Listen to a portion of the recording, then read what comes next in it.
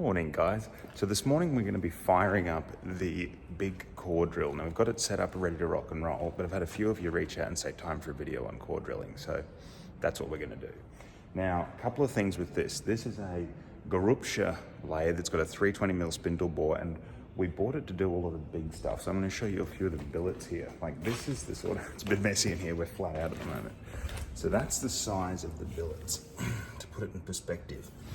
And we actually are making tool joints out of these for drill rods.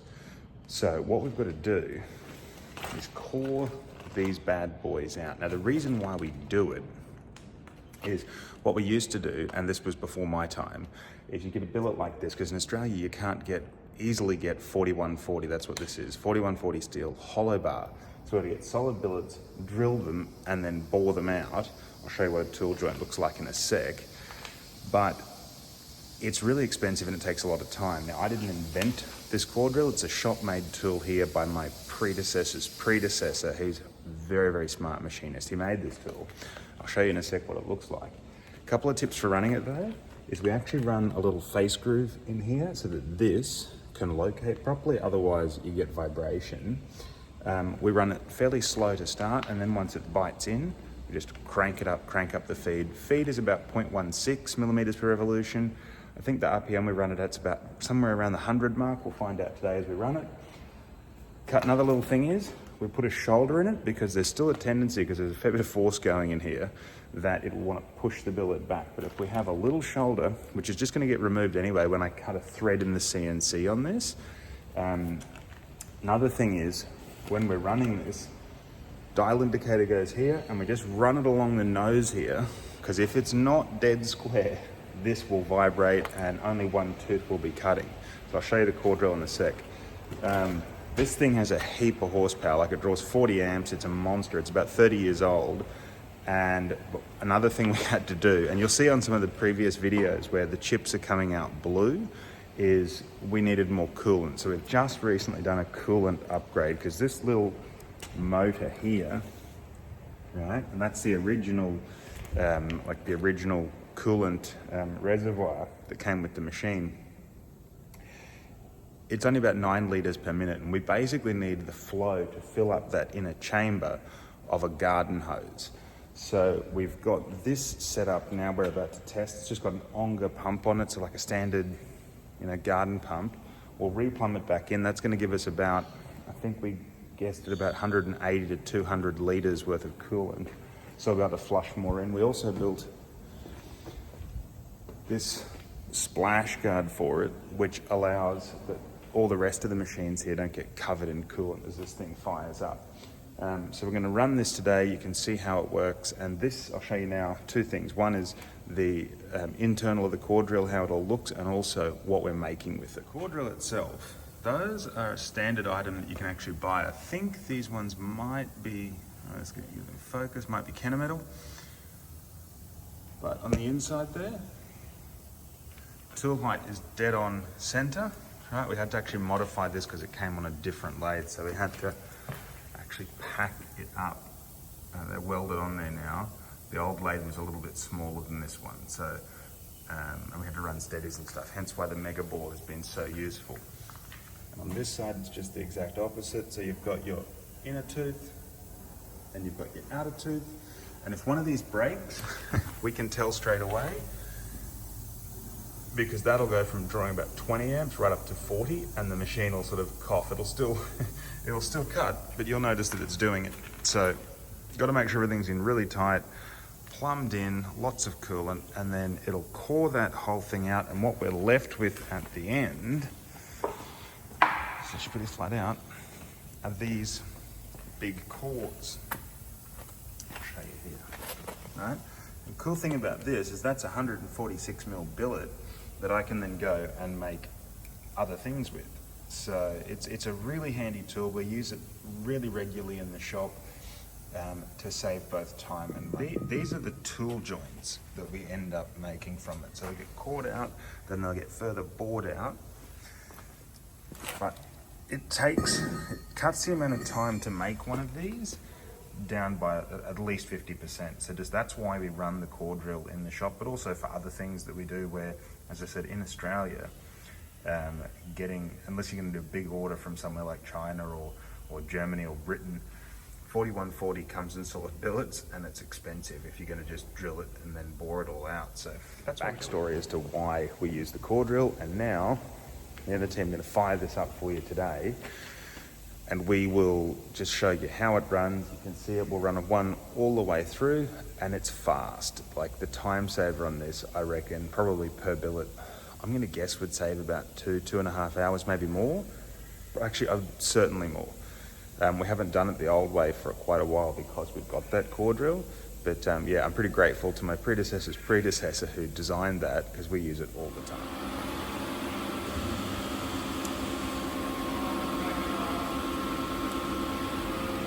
Lock that off. Setup is almost complete. Now plumbed in. That's gone. Fill the hole, we'll plumb that off. No more using that. All plumbed up. She's looking good. That's good. That's going to be annoying to fix that.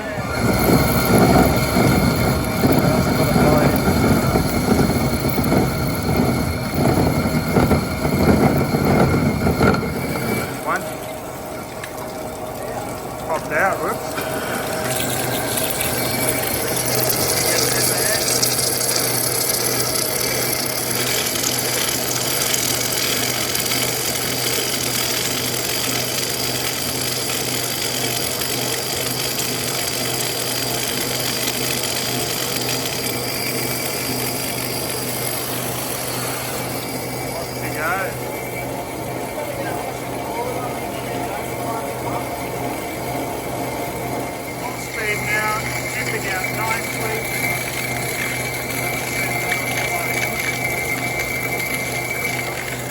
Going the whole way.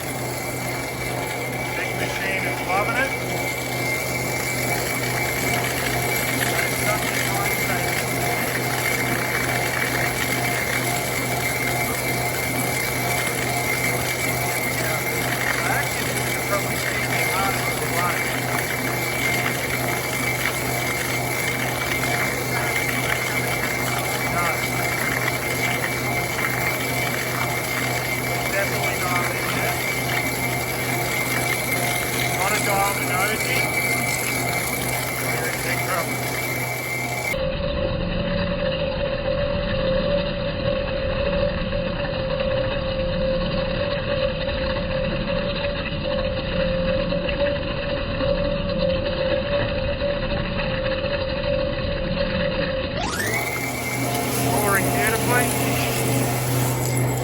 Our little upgrade to the water has held nicely. That's what we want to see. Film's good. It's going to break the teeth. If that spikes up to 40, we've cracked the tooth, but it'll sit around drawing 20 amps.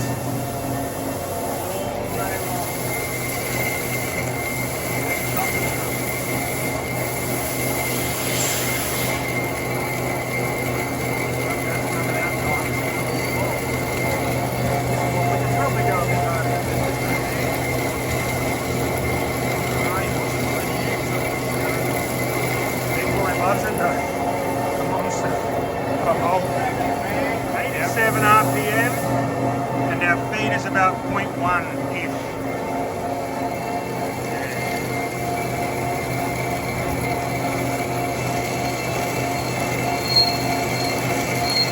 It's up from a different machine, so it just got stuck. Not great, we got it out, but we've broken a tip and she went up to 40 amps, but I could notice that it was going just by like stuff all, just up and down slightly.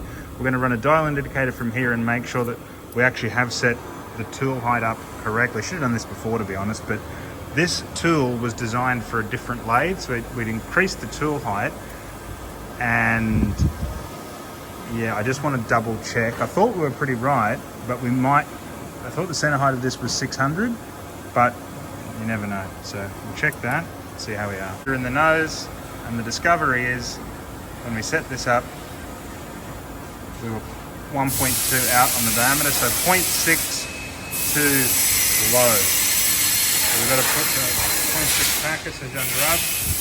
Otherwise it gets stuck again. That's good. These things are...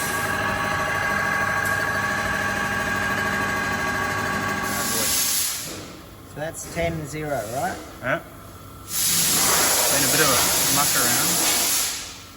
Obviously the X is going to move. Yeah, that one. No, that's fine. We're just going for this little height.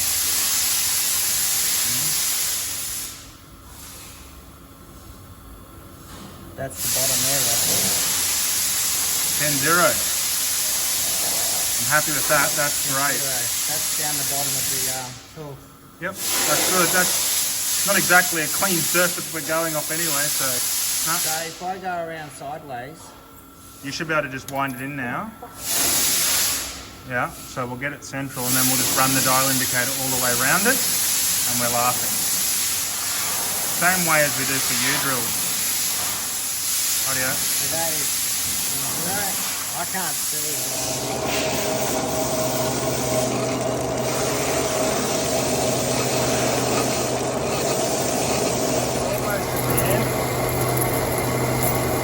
Very close, we've got it running.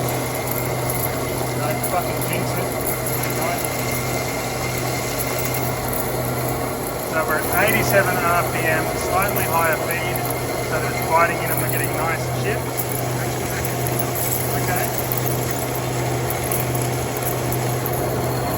Alright. Almost through. Well.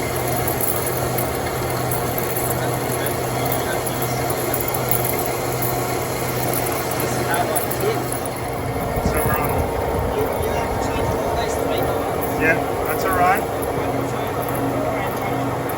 Yep, so we're on 76, fairly gentle feed rate. 87. Yep. Coming close now. 0.09 feed rate, that's pretty good. It is a big freaking cut.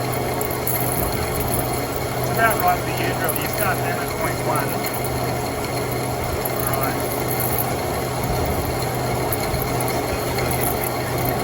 You're going to break through.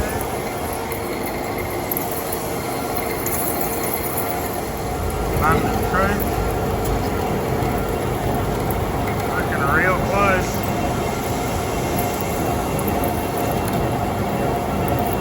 Breaking through. Here comes the water.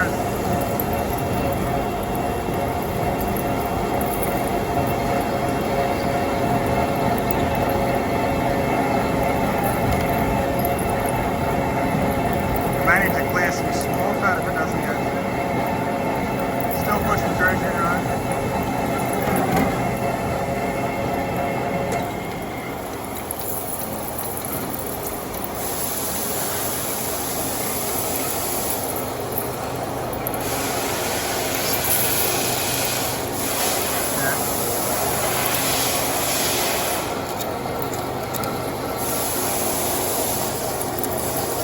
Come back into the final part.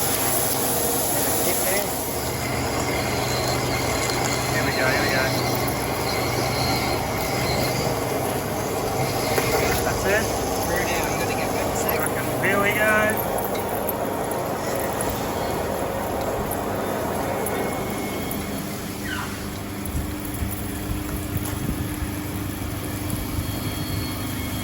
Go on off. Wind him out.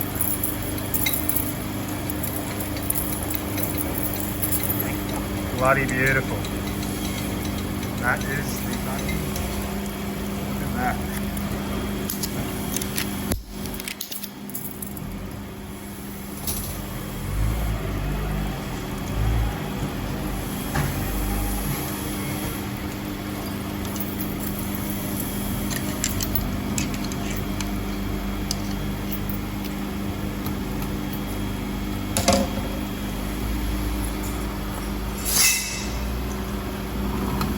Guy.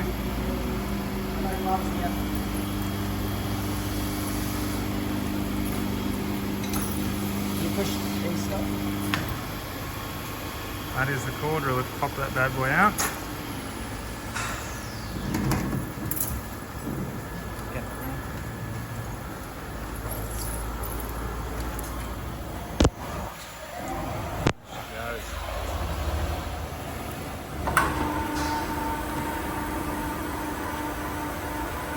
dusted.